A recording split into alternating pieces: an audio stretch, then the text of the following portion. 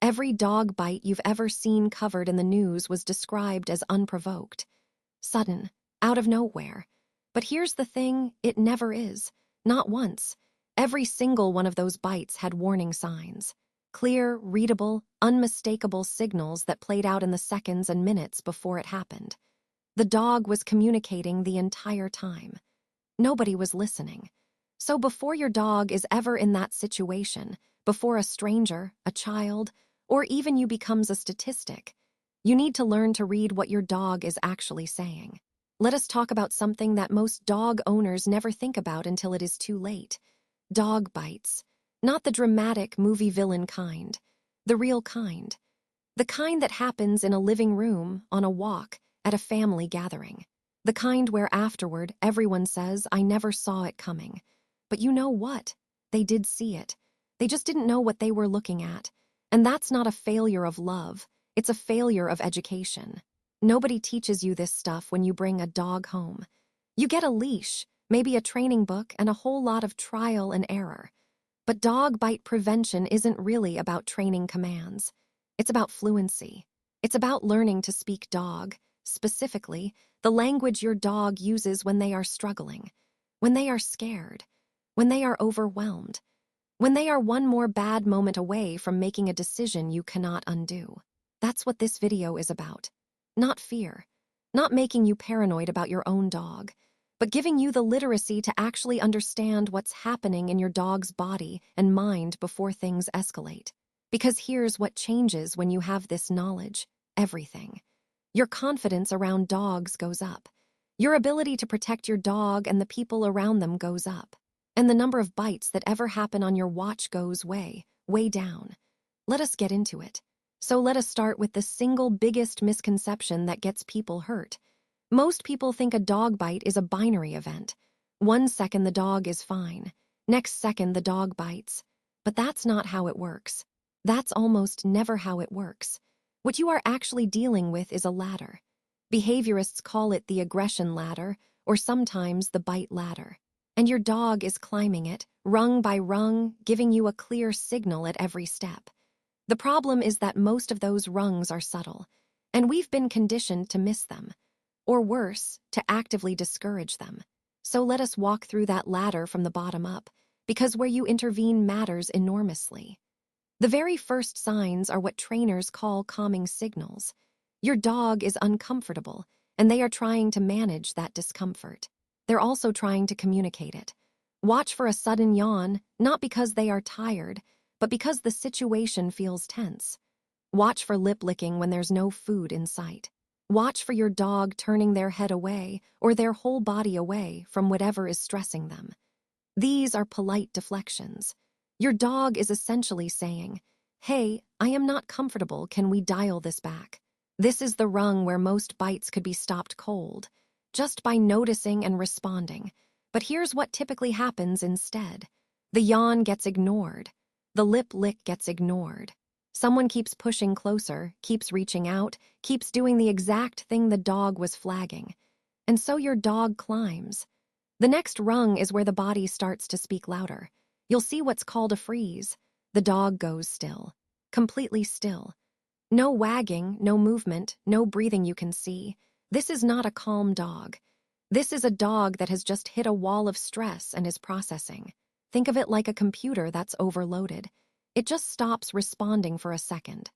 A freeze is a serious signal.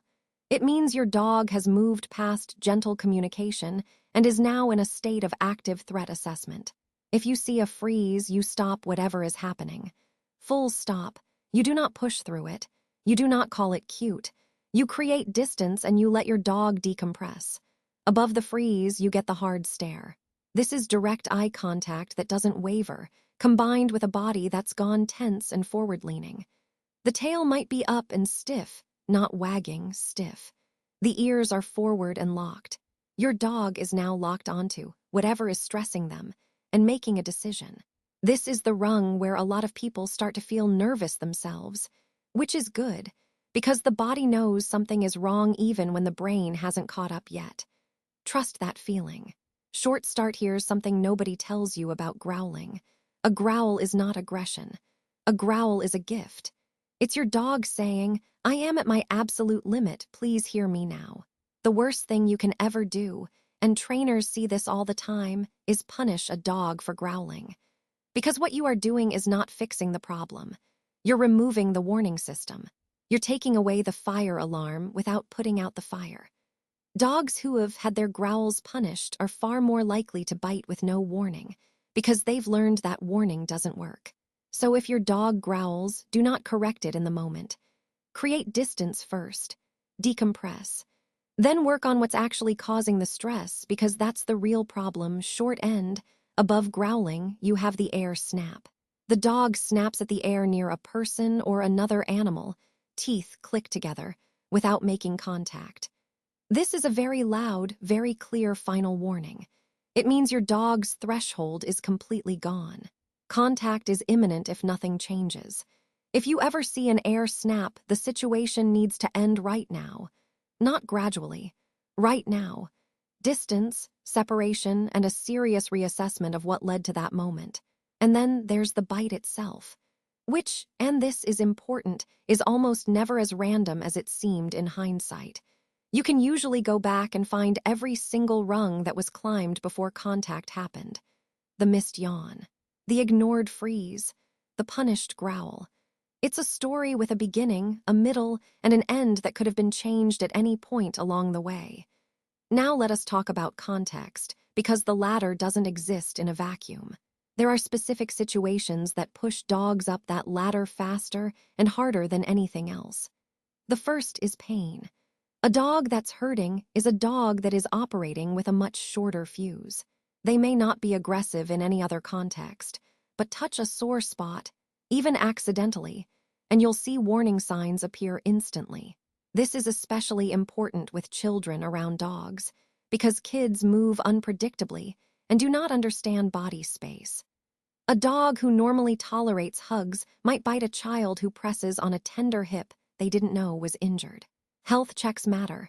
If your dog's behavior shifts suddenly, pain is always on the differential list.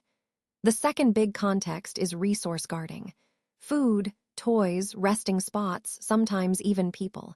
Resource guarding is incredibly common and incredibly misunderstood. It's not dominance. It's not the dog being bad. It's anxiety about losing something they value. And it follows the same ladder, stiffening over the bowl, a hard stare if you approach, a low growl, a snap. The key with resource guarding is that you never want to confront it head-on.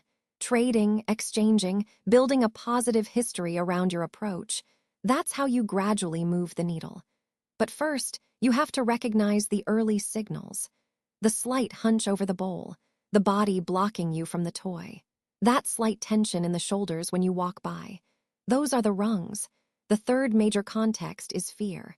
And this one is critical because fearful dogs are responsible for a huge portion of bites, and they do not look scary. They look pathetic. Tucked tail, ears back and flat, body low and curved, trying to make themselves small, possibly trembling.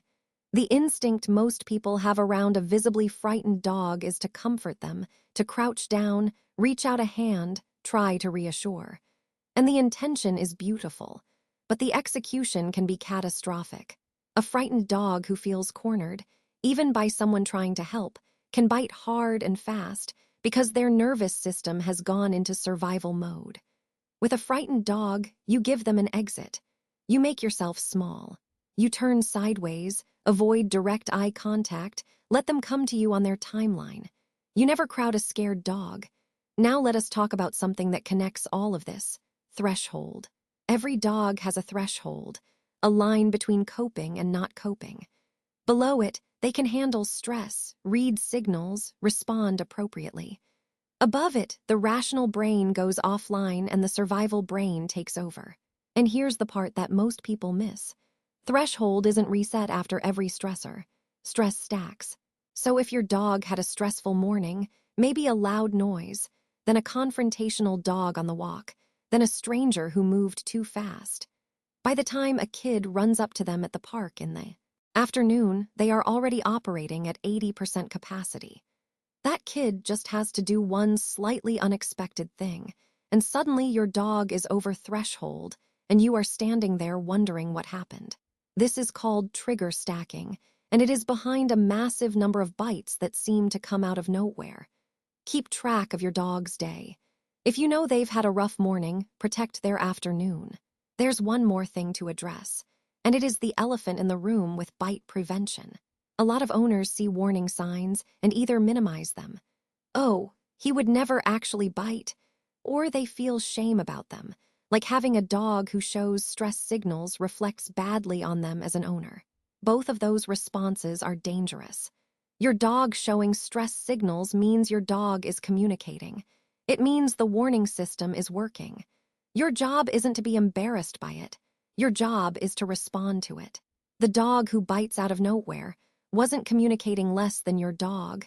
They were communicating just as loudly. Nobody was listening. So here's what proactive bite prevention actually looks like in practice. It looks like watching your dog's face and body the way you'd watch a good friend's body language in a conversation. It looks like intervening early, at the yawn, at the lip lick, before you ever get near the freeze or the growl. It looks like managing your dog's environment so they are not constantly pushed past their comfort zone.